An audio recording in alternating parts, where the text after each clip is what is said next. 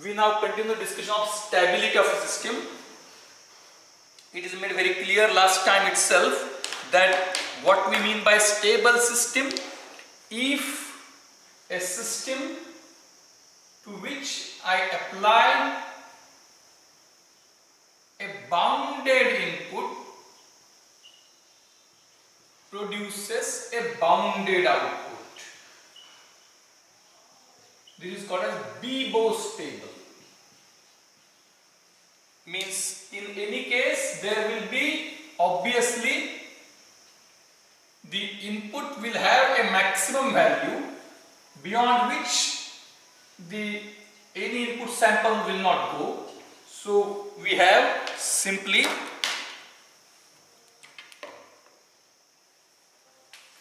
xn as input sequence. It goes to a system which is having a transfer function as hn. If you find n jumbling, you can use hk also, that is not so important, and it produces yn. System can be, when we are talking about stability, it is not necessarily system should be linear and time invariant, but we normally don't deal with multiple difficulties simultaneously, so we assume it to be a linear time invariant system. So for a LTI system, yn is equal to summation k equal to 0 to m hk x of n minus k, where this m can be either finite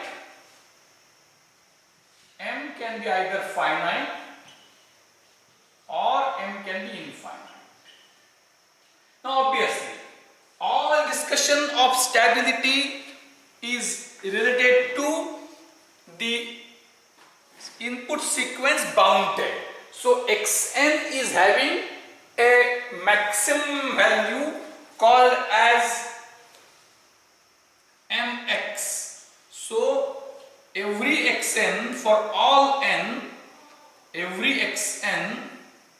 this is true for which is finite, means a maximum value is there for all n. If input is bounded, what about output? Now, if m is finite, then obviously it is expected that hk is a bounded sequence. Means otherwise, that is system function, each coefficient is finite. So h means hk for all k is less than equal to, we can say mh, some mh we are using for something else, so we can use something p less than infinity. So each value of hk is finite, no problem. So if it is so, then when m is finite, this time is a maximum value, this time is a maximum value. So listen very carefully. Listen very carefully. As long as this m is finite, this is a finite number sum. Finite number sum of finite numbers is finite. Are you getting me? For every n, we will always find that every sample x is finite, every coefficient hk is finite. So for each k, the term would be finite, and as m is finite, it is sum of finite number of finite numbers is always finite. So as long as m is finite, yn will always have some maximum value. What maximum value we can compute later, but it would be always bounded, so system is always stable. So a system, it is assumed that all hk's are finite. Hk is a bounded sequence. So xn is bounded, hk is bounded, and if m is finite, every yn will be finite. It will be always less than some finite value. So there will be some my such that every yn will obey. So it will be stable system. Is it clear? मराठीत सांगतो. जर finite सम असेल, m finite असेल, तर hk ची एक maximum value finite आहे, प्रत्येक x फायनाइट आहे, प्रोडक्ट फायनाइट येईल. या सम मधले सगळे टर्म्स इंडिव्हिज्युअल फायनाइट आहेत आणि सम किती नंबरची? फायनाइट नंबरची आहे. फायनाइट नंबर जर का आपण फायनाइट वेळा ऍड केले तर सम फायनाइट येते. त्यामुळे answer is a finite, so it is stable system. The real question comes if this m is infinite, and now the things are interesting, where we have to go for stability analysis. What is mean by stable system? M is infinite. Now if bounded input is there, so every x is finite. I have already told that every h is finite. Every x is finite, every h is finite, but I am summing finite numbers infinite times. Obviously, suppose if I give a simple example that it need not be finite. So if I take xn is equal to 1 for n greater than equal to 0 and is equal to 0 elsewhere. And also hk, I am taking k, I can take n also, equal to 1 for n less greater than equal to 0 and is equal to 0 elsewhere. And what will be yn? What will be yn? Can you compute what yn would be? What would be y0? Y0 would be h0 x0. Y0 would be h0 x0, h1 x of minus 1 plus h2 x of minus 2. Since all others are 0, yn would be computed. So all h are 1, so it is summation k equal to 0 to infinity. hk is 1 and x of n minus k's. X of n minus k's, what it is? All hk's are 1 and x of n minus k would be what you can write, as long as x n minus k is less 0 or more, it will be 1. Is it like this? We can't write that way. So I keep it as it is, x of n minus k. So this is summation of k equal to 0 to infinity x of n minus k. So if n is 1, if n is 1, in that case it is y0 is x0. If n is 2, y0 is, if n is 1, y0 is x0, x1 plus x0. If n is 2, y2 is x2 plus x1 plus x0. So we can simply say that this will give me yn equal to n. Yn equal to n, and this is unbounded. There is no limit, because as n grows to infinity, yn will also go to infinity. So it is it clear? Remember, yn is equal to summation hk x of n minus k. xn is a simple sequence which is un, 1 from 0 onwards. hk is also the same sequence, 1 from 0 onwards. So bounded, Hk is bounded, so I am having infinite sum of finite numbers, and infinite sum of finite numbers may be finite or may be infinite. That depends upon how the numbers are. You might have learnt about the convergence of the sequence in 11th, 12th. So we will go for Stapleton's again further. So what we must have? That sum must be bounded. We must have sum must be bounded. So what would be, and again remember that this should be for every bounded sequence.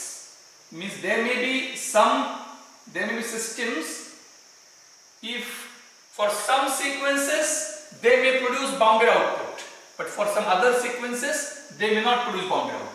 So what we want, if xn is bounded,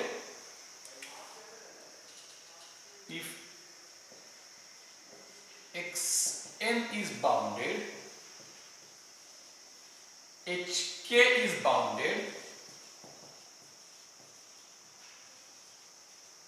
what are the conditions? What are the conditions? Now we are talking about properties of a system. So only condition on input is it must be bounded. Other than that you can't impose any condition. So this system sequence must exhibit some property to be set, or some condition must be satisfied.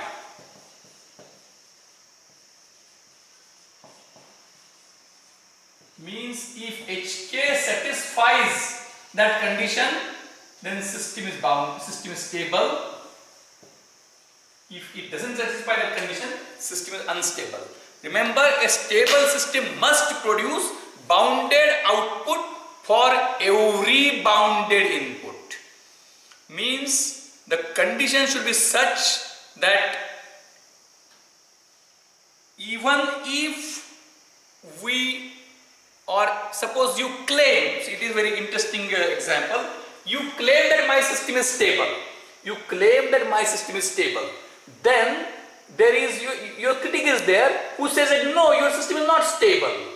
Then how will you prove your system to be stable? You will take one example. See, this is my system, this is bounded input, this is bounded output. This is not the proof. Whereas your opponent, what is your role of your opponent is very simple. What he has to do? Your opponent has to show a single bounded input which makes the system unbounded. So even if a single bounded input is shown by your opponent, your claim fails. So your claim must be so strong that every bounded input must produce a bounded output. So what must be bounded now?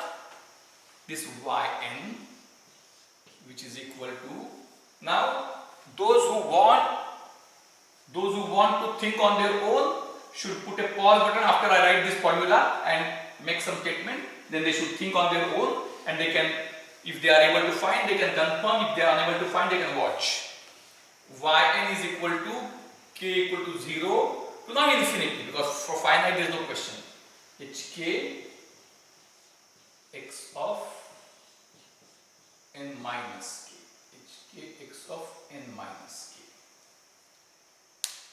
So this must be finite. For every xn, this sum must be a finite sum. For every xk, for every xn, this sum must be a finite sum.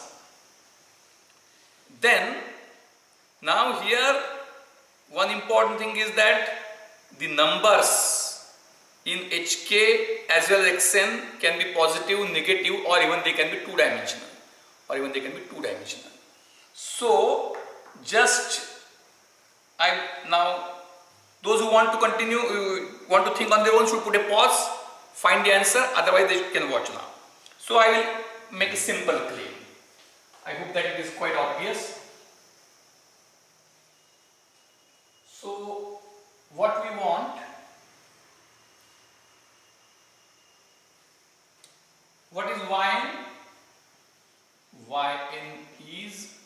summation k equal to 0 to infinity hk x of n minus k. This must be less than some my.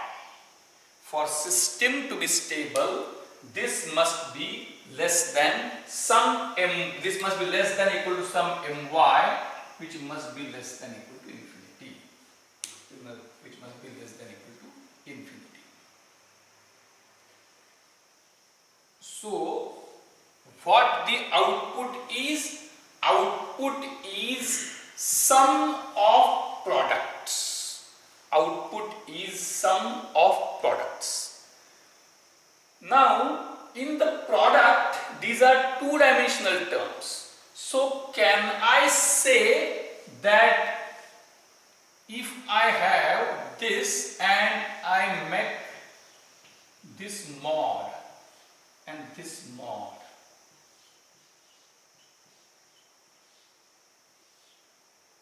what will you say about this sum?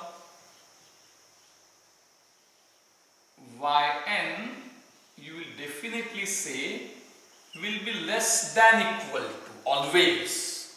Just remember that this is an identity. Actually, if we go into its deepness, again it will take time, so you just presume that this, it is very simple. Suppose if that yn is, few terms are negative, few terms are positive, then you will be getting something. And if you take mod, then what? If y is equal to this, then this would be definitely higher than this. Are you getting me? Y is summation. Summation of hk and xn minus k is y. Then summation of mod hk and mod of x of n minus k will be definitely greater than equal to y. So if we can prove that this is less than something my dash, if this is proved to be finite, then I can say if this is finite, this has to be finite. So system will be stable. It is summation of mod of this. Now, if I can, this is the summation. So when this will be finite? When this will be finite? Now we need to think, this mod is just to give the idea of that some cancellation, means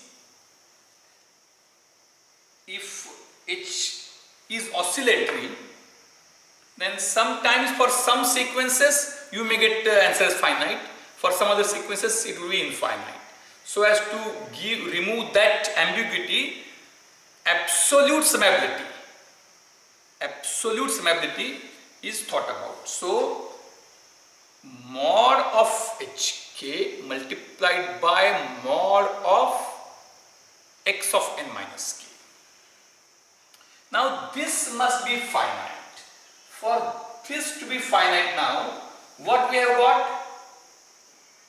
We have got each of this is finite, each of this is finite.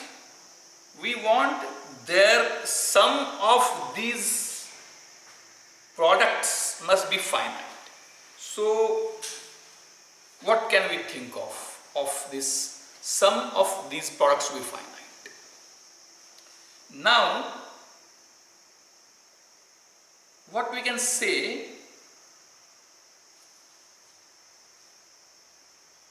this is a finite number, xn is a finite number.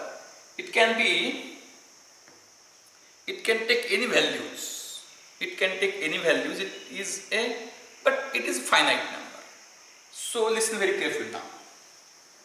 I am trying my level in the book, as I had already stated that now in today's world there is no question of looking at some book. Any information you can always get in a book, but what we need is we need to think beyond a book. So let us try to think over. These are weights, these are inputs. Some, and as I had already stated, that when I am having infinite weights, I must have a formula for them. So when I have formula for them, because if there is no formula, I can't express HK. So what should be finite is weighted sum of absolute value of weights. So weights are positive always. Weighted sum of input samples must be finite. Weighted sum of input samples must be finite. Listen very carefully. Weighted sum of input samples must be finite if my system has to be stable. What we are talking about BIBO stability. So what I am sure about? I am sure about that sequence xn is always less than a maximum value. So sequence xn is bounded. If this is not bounded, then there is no talk about stability. So if this is bounded, then what is this? So this I write here on the other side. Xn is less than equal to mx. So not xh, mx maximum value, which is less than infinity. So can I say that this is yn? So this yn will always. So now this we keep separate. We are now talking of inequalities. So just you agree on inequalities. Yn is equal to this means yn is weighted sum of inputs. So yn is less or yn is weighted sum of inputs. Weighted sum of shifted inputs. Now I am changing, instead of weighted sum, I am making it more of weights and more of shifted inputs. So if yn is weighted sum of shifted inputs, yn has to be less than equal to absolutely weighted sum of absolute inputs. Then this has to be further less than. So this has to yn, if I can say that this, if I say that y dash n, or I can say y1n, a new sequence, yn is always less than equal to this sequence. Now yn is less than equal to y1n, which would be, I can write another sequence y2n such that instead of this k equal to 0 to infinity, just I am making a to make the thing simpler, I am making inequalities. And it is not just mx, it is more. So mx is always positive. More of xn is always less than maximum value. So what I am doing, for more of x, it is yn is weighted sum of shifted inputs. y1n is absolutely weighted sum of shifted absolute inputs. y2n is now what I am doing, not weighted sum but weights multiplied by mx. So what I will do, weighted sum of shifted inputs is what I want. Instead of that means h mod hk mod x of n minus k is y1n summation. Now if I say y2n, and in this, instead of this mod I replace a single value maximum value, म्हणजे absolute weighted sum of shifted absolute inputs च्या ऐवजी shifted absolute inputs च्या ऐवजी जर का mx टाकलं तर ह्याची जी सम येईल त्या सम पेक्षा ही सम नक्कीच कमी असेल. सो y2n is summation of mod hk into mx, and if I want this to be finite, what I will say, when and what I want, if this is finite, then obviously this is finite and this is finite. So this must be finite. So what we have to prove? K equal to 0 to infinity mod hk mx. This must be finite. So this I can bring outside. So for, and which is finite, mx is finite. So mx into this must be finite. So what is this? So summation k equal to 0 to infinity mod hk must be finite. So if the system sequence is absolutely summable,